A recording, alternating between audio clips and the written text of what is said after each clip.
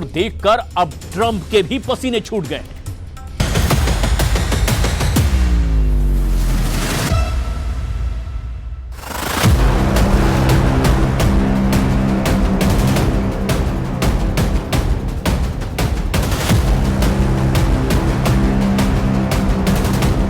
इस युद्ध में 1.5 लाख से ज्यादा लोग मारे जा चुके हैं।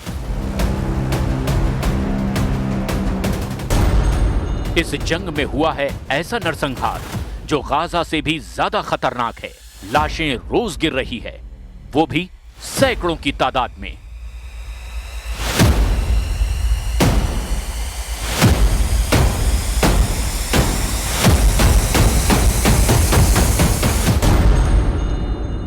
इस युद्ध में जनरल दगालो दे रहा है डोनाल्ड ट्रंप को खुला चैलेंज, दम हो तो इस जंग को खत्म करके दिखाओ।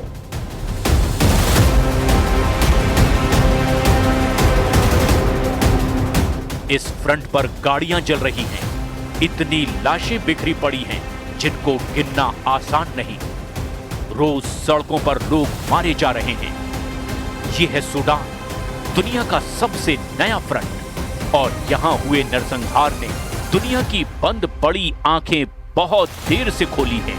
अफ्रीका के तीसरे सबसे बड़े देश सूडान में अचानक क्या हुआ कि दुनिया को अब समझ में आया है कि एक युद्ध यहां भी चल रहा है, एक नरसंहार यहां भी किया जा रहा है। क्योंकि जब यूक्रेन में रूस का वो युद्ध जारी है जिसमें ज़ेलेंस्की रोजाना जमीन खोते जा रहे हैं, जब गाजा में हमास और इजराइल का युद्ध विराम सुई की नोक पर टिका हुआ है, लेबनान, सीरिया जैसे फ्रंट के साथ यमन पर किसी भी वक्त इजराइल के बंकर बस्टर बम गिरने लगते हैं। इजराइल ईरान का मोर्चा तो लगातार एक्टिव है, बस बमबारी और मिसाइल लॉन्च होने की देर है। इतने सारे फ्रंट जिन्हें लेकर के डोनाल्ड ट्रंप का खौफ रिकॉर्ड तोड़ रहा है। ऐसे वक्त में दुनिया का सबसे बड़ा मानवीय संकट सूडान में छाया हुआ है। अफ्रीकी देश सूडान में आखिर क्या हुआ, इसे बहुत गौर से समझिएगा, क्योंकि इसका रिश्ता दुनिया के कई मोर्चों से है, कई देशों से है, कई ऐसी ताकतों से है जो दुनिया को अपने युद्ध से भस्म कर सकते हैं। लंबे वक्त से अस्थिरता की जमीन बन चुके सूडान में दो कमांडर एक दूसरे के खून के प्यासे हैं। एक तरफ है सूडानी सेना और उसके चीफ जनरल अब्देल फतेह अल बुरहान, तो दूसरी तरफ है मिलिशिया आरएसएफ यानी रैपिड सपोर्ट फोर्स। इसका कमांडर है मोहम्मद हमदान दगालो। आरएसएफ को दारपुर में हुई हिंसा के लिए कुख्यात माना जाता है। इन दोनों कमांडरों की लड़ाई ने डोनाल्ड ट्रंप के लिए बहुत बड़ा चैलेंज पेश कर दिया है। दुनिया भर के युद्ध खत्म करने का दावा करने वाले डोनाल्ड ट्रंप के सामने अब सूडान के दो कमांडर बड़ी चुनौती बन गए हैं। अकीद القيادة الموجودة هناك بما فيها لجنة الأمن قدروا تقديرات بأنه يجب أن يغادروا المدينة نسبة لما تعرض 1990 में सूडान के लंबे समय तक शासक रहे ओमर अल बशीर को जनता के विरोध प्रदर्शन के बाद हटा दिया गया था। उसके बाद सूडान में संयुक्त सरकार तो बनी, लेकिन सेना के कमांडरों के बीच शुरू हुई ऐसी लड़ाई जो अब नरसंहार की वजह बन चुकी है। मिलिशिया रैपिड सपोर्ट फोर्स यानी कि आरएसएफ को सूडान की सेना में शामिल किया जाना तय हुआ था, लेकिन 2023 में आरएसएफ के जनरल दगालो को लगा कि इस एकीकरण से उसका असर खत्म हो जाएगा। तभी से सूडान की सेना और आरएसएफ के बीच युद्ध शुरू हो गया है। इस वक्त सूडान के हालात ऐसे हैं कि जुल्म का हर रिकॉर्ड टूट चुका है। Hospitals, schools, as well as private properties of people, houses have been ransacked and burned down. This in addition to the very serious violations of human rights law. Sudan तेल, सोना और बहुत से खनिजों की तिजोरी माना जाता है। जाहिर है यहाँ चल रहे युद्ध के पीछे कई तरह की वजह शामिल है।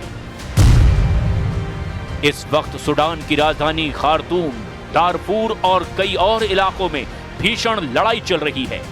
दोनों पक्ष एक दूसरे पर युद्ध अपराधों, मानवाधिकार उल्लंघन और आम लोगों पर हमला करने का आरोप लगा रहे हैं। लाखों लोग विस्थापित हो चुके हैं। सूडान में इस वक्त गाजा से भी ज्यादा खतरनाक मानवीय संकट जारी है। That Al-Fashir, the largest city of Darfur, is being besieged. And when I say besieged, I actually mean physically besieged, with the berm surrounding the city, with starvation being used as a weapon of war, with every single request to send humanitarian assistance into the city of Al-Fashir being rejected.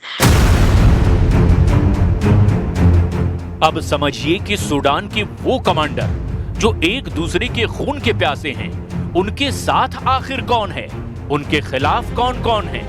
क्योंकि Sudan की इस टक्कर में छुपा है Africa का सबसे खतरनाक युद्ध। संयुक्त राष्ट्र और अफ्रीकन यूनियन इस युद्ध को रोकने में पूरी तरह नाकाम साबित हुए हैं। युद्ध विराम की कोशिश फेल हो चुकी है। Despite commitments to protect civilians, the reality is that no one is safe in Al-Fashir. There is no safe passage for civilians to leave the city. There are also reports of large-scale atrocities perpetrated by the Rapid Support Forces in Bara. SAF यानी Sudan की सेना के साथ है मिस्र, Saudi अरब, तुर्की और Iran. रूस भी सूडान की सेना के साथ है। SAF के जनरल बुरहान को इस युद्ध में सबसे ज्यादा मदद मिस्र और सऊदी अरब से मिल रही है।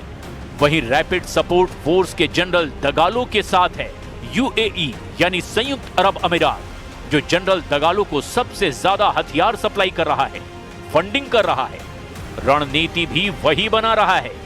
इसके अलावा युगांडा, चाड, लीबिया और दक्षिण सूडान भी RSF के साथ है। सबसे खराब हालत पश्चिमी दारफुर के हैं। यहां पर RSF की चढ़ाई ने सूडान की सेना में खलबली मचा दी है। यहां मौजूद लाखों लोगों को डर है कि जनरल दगालो की फोर्स RSF उनका भी वही हाल करेगी जो सूडान में बाकी जगह किया गया है। Rivals report of widespread ethnically and politically motivated killing, indiscriminate violence affecting in particularly the most vulnerable. We have accounts of people with disabilities who were executed, who were killed as they were unable to flee. But we also hear people that are trying to leave the city. अब ये समझने की जरूरत है कि Sudan में हो रहे नरसंहार में दोनों कमांडरों को जो मदद मिल रही है, उसमें उनको अरब देश की मदद मिल रही है। तुर्की और ईरान भी एक पक्ष के साथ हैं। सऊदी अरब के क्राउन प्रिंस मोहम्मद बिन सलमान हो या फिर तुर्की के राष्ट्रपति एर्दोआन, ईरान के सर्वोच्च नेता अली खामनेई हो या फिर व्लादिमीर पुतिन, क्योंकि सूडान की सेना के साथ अब रूस भी खड़ा हुआ नजर आ रहा है। जबकि UAE के राष्ट्रपति शेख मोहम्मद बिन जायद अल नहयान RSF के साथ हैं। RSF पर ही इस वक्त सबसे ज्यादा खून खराबे का आरोप है। RSF पर दारफुर के लोगों के घर जलाने, मेडिकल कर्मियों की हत्या और सुरक्षित जगह के लिए भाग रहे लोगों पर फायरिंग का भी इल्जाम है। कुल मिलाकर ये जंग अब सूडान से भी ज्यादा अरब देशों का अखाड़ा बनती हुई नजर आ रही है। Protection concerns and the protection needs are tremendous. We see constant violations of international human rights law, of international humanitarian law. People report the killings, arrest and detention, very often tortured in detention, but also looting, extortion, and then in particularly affecting women and children, the gender-based violence, rape. इसमें कोई शक नहीं कि SAF और RSF के बीच चल रही हुकूमत पाने की जंग ने सूडान को मौत, भूख और बर्बादी के अंधेरे में धकेल दिया है। अल-फाशर में 300 महिलाओं के साथ दरिंदगी की गई, जबकि लाखों लोग खाने के लिए तड़प रहे हैं। लोग जानवरों की खाल और उनका चारा खाने तक को मजबूर हो गए हैं। सुडान में अब तक के युद्ध में 1.5 लाख से ज्यादा लोग मारे जा चुके हैं, जबकि इस युद्ध की वजह से करीब 1.5 करोड़ विस्थापित हो चुके हैं। गाजा के साथ साथ इतनी बड़ी त्रासदी अफ्रीका में होती रही और दुनिया आंख बंद करके देखती रही। सुडान की हालत बहुत ज्यादा खराब है। एक तरह से संयुक्त राष्ट्र ने भी अपने हाथ खड़े कर दिए हैं, क्योंकि सुडान के 2 जनरलों के बीच सत्ता की लड़ाई ने इस अफ्रीकी देश को नरसंहार का सबसे बड़ा फ्लैश पॉइंट बना दिया है। Given the cataclysmic violence in Al-Fashir, states, especially those who have influence over the parties to the conflict, are put on notice that unless they act quickly and decisively, there will be more of the carnage and bloodshed and the atrocities that we have already witnessed. The Security Council's arms embargo is clear. The provision of continuing military support to sustain parties committing serious violations must stop. अब ऐसे में सवाल ये है कि Donald Trump Sudan को लेकर क्या करने जा रहे हैं? क्यों वो इस जंग को वैसे ही देखते रहेंगे जैसे उन्होंने यूक्रेन और गाजा की बमबारी को देखा है? डोनाल्ड ट्रंप ने जब राष्ट्रपति पद की शपथ ली थी, तब अमेरिका का रुख आरएसएफ को लेकर बहुत सख्त था। अमेरिका ने माना था कि जनरल दगालो और उसका मिलिशिया सुडान में नरसंहार के लिए जिम्मेदार हैं। लेकिन अमेरिका ने यह भी माना कि सुडान की सेना ने इस जंग में रासायनिक हथियारों का इस्तेमाल किया है।